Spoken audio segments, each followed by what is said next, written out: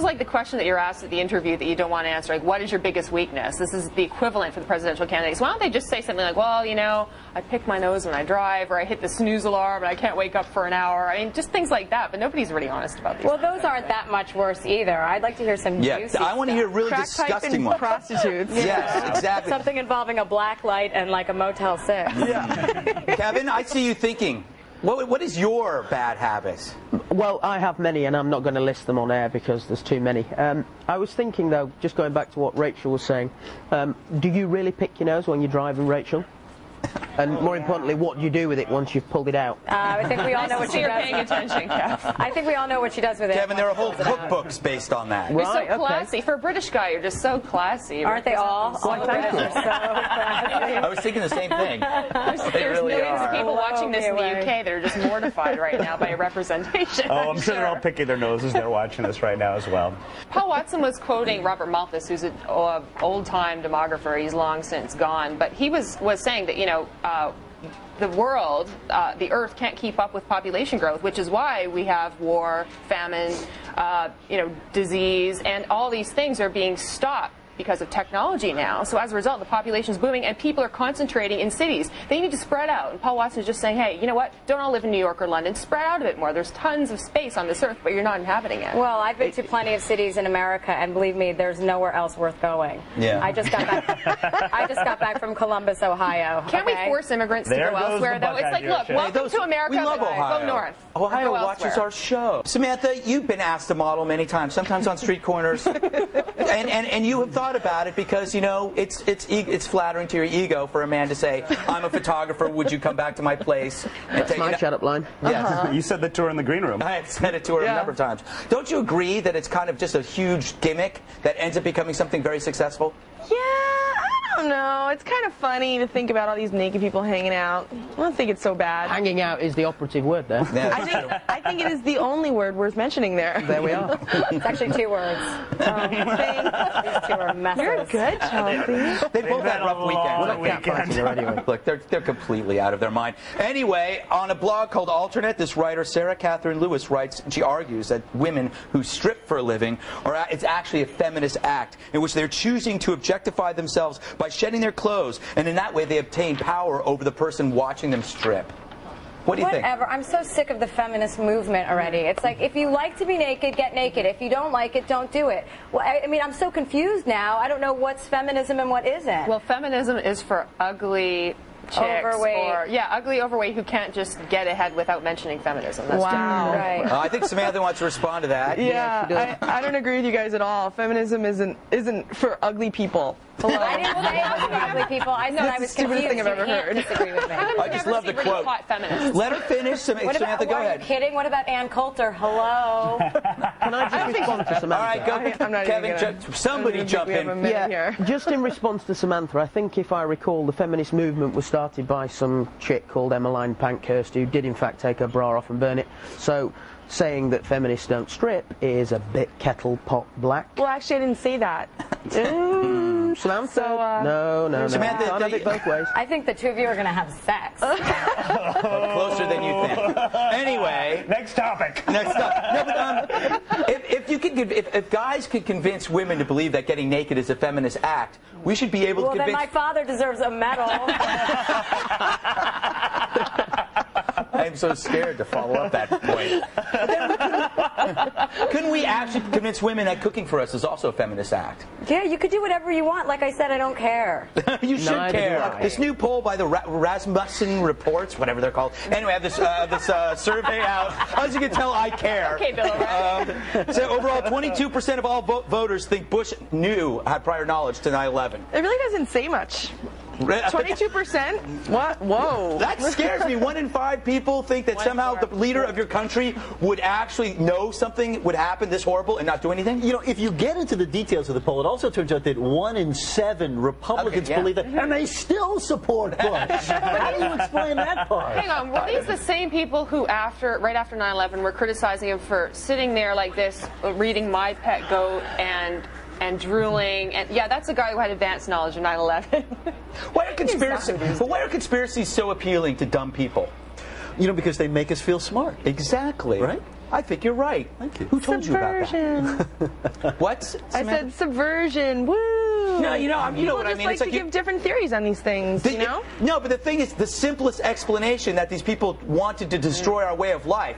Certain people can't accept simple explanations. They keep trying to tell us that. But we haven't really had a simple explanation for 9/11 yet. Of course we have. Of course we have. No, there's Kevin, been could you explain to her what happened on 9/11? Ludicrous. Of course we had a simple there's been so explanation much for 9/11. conspiracy about it. Anybody else want to Lots talk? of people died. Samantha, what do you think happened on 9/11? I mean, I think that there's a lot that we don't know. Come on, this is ludicrous. It's inconceivable to think that hundreds of people knew, including George Bush, that 9/11 was going to happen and that nobody's whistle blown on it. It is just ludicrous, and it sits in the Rosie O'Donnell ilk of conspiracy theory.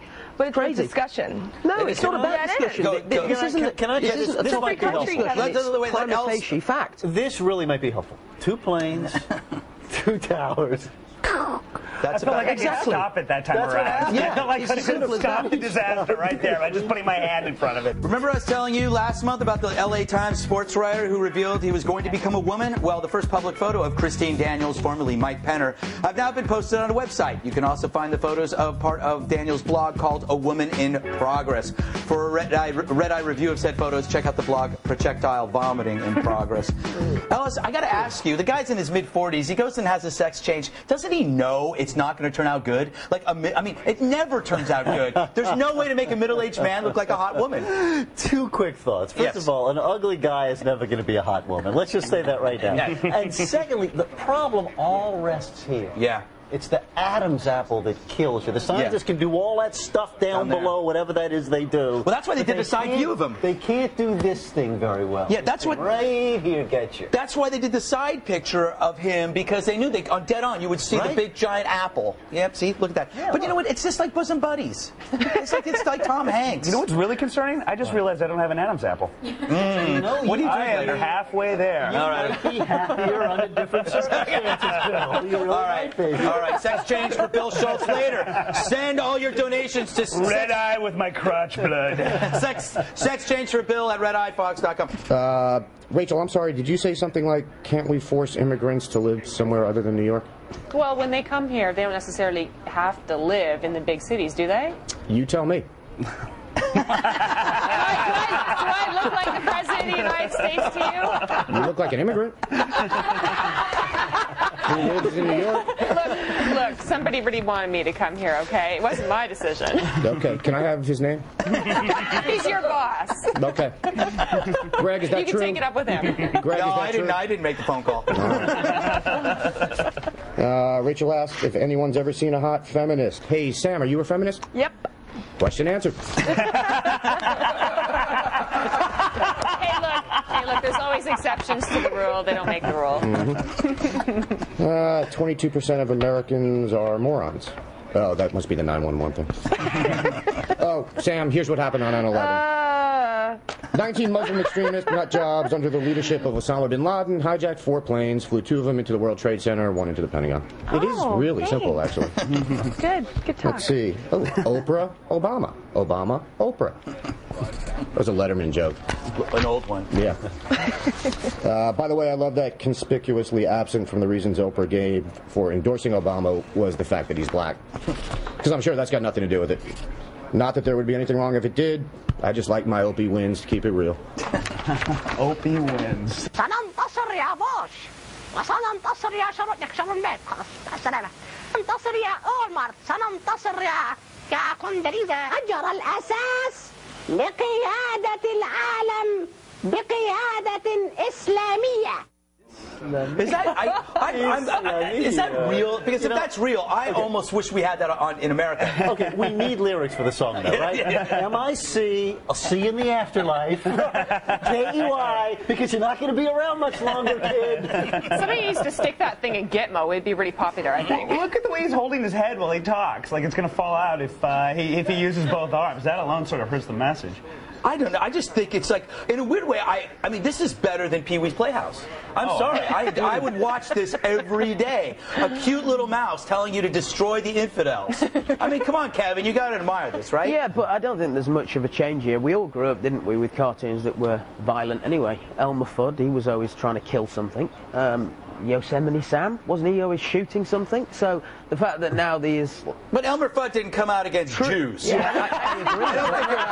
Actually, there were some lost episodes that